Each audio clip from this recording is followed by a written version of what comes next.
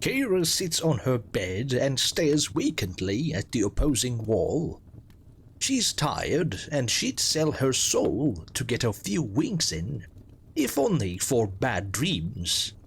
It's Halloween night, but she's not done much to mark the occasion. Just a drink and a chat with her mates. Non-costumed, somewhere unbusy, mature, just a drink and a chat. Her phone buzzes. Your Halloween memories, it reads. A newish feature. She taps on the message and a selection of appropriately festive images of her life greet her. It's typical fare, a selfie with mates, a spooky concert, an embarrassing picture of 9-year-old her trick-or-treating as a generic princess sent to her by her mother. Thanks, Mom, she thinks. Naturally, her mind wanders back through those nights, the good, the bad, and everything in between.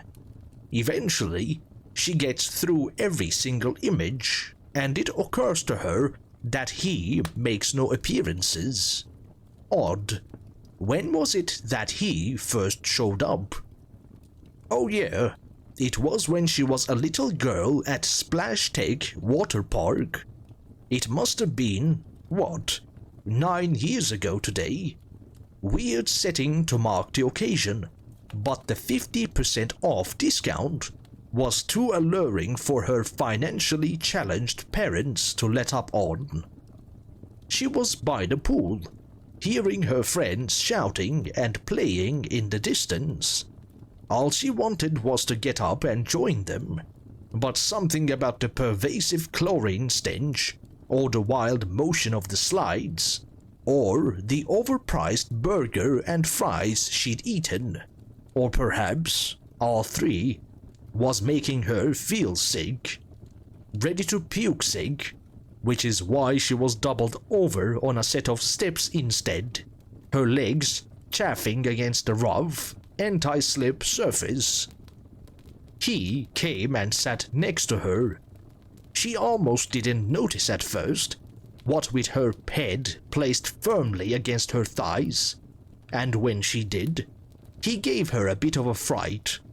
He couldn't have been much older than one of her classmates, but he was taller, gangly and pale, with eyes that seemed infinitely wide and deep.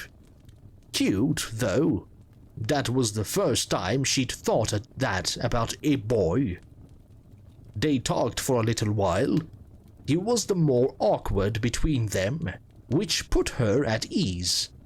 Never quite sure what to do with his hands. He had a funny voice, short and squeaky. Combined with his fair complexion, she figured he must have been foreign. Their topic of conversation eluded her.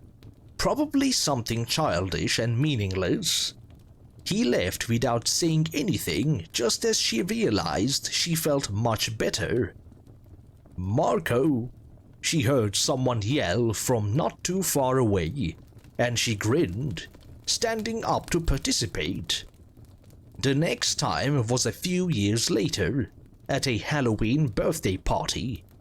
The host's parents weren't around, so naturally, her peers had taken it as a chance to dip their toes into the vices of adulthood, with drinking and card games and smooching the night away.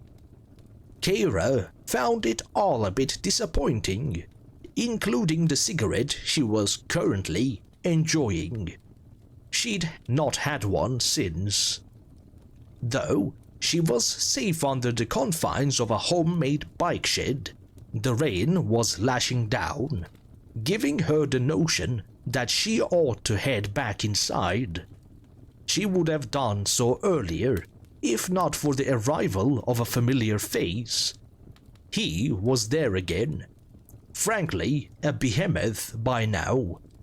Kira had lamented being 6 foot in her teens, but he made her feel tiny.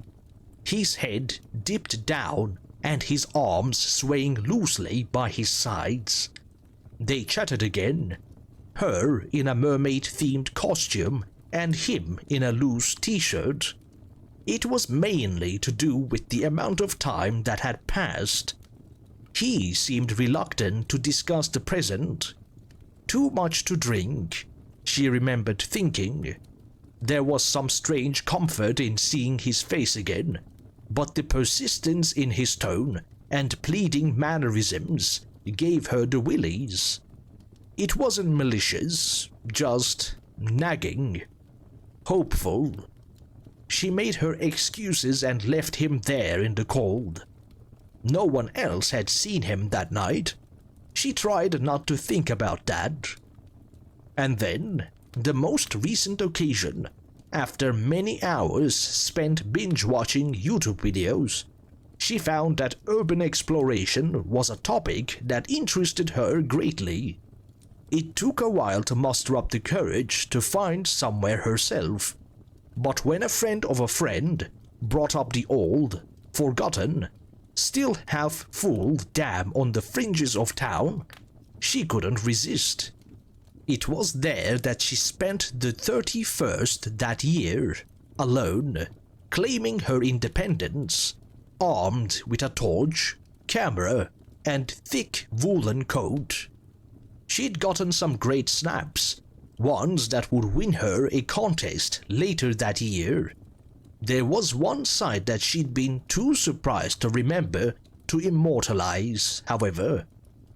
As she came out into the open at the bottom of the infinite spiral staircase leading to the water's edge, she saw him, no more than a quarter-mile away on the other side, except he was a monster, a towering, inhuman, skeletal thing whose proportions were too exaggerated to be human. He lumbered uncertainly under his own weight like a rag doll, seemingly looking for something. Those huge eyes that she'd gazed into all those years ago now looked like they could swallow her whole. He noticed her, and worse, he began moving towards her. She couldn't take that. She turned and bolted up those steps until she felt like her heart would give out, and then kept running all the way home, her camera bag trailing behind her. When her mother saw her panting at the front door, she told her she'd been chased by a mugger. No more lonely trips to lost places. She couldn't take the chance. Now, 3 years later, she watches the old cuckoo clock in her room through the reflection of her bedroom window. She is lost in thought, in the past. She thinks of a lot of things. She thinks about what she met. She thinks about her house out in the sticks. She thinks about the running stream beyond the forest's edge.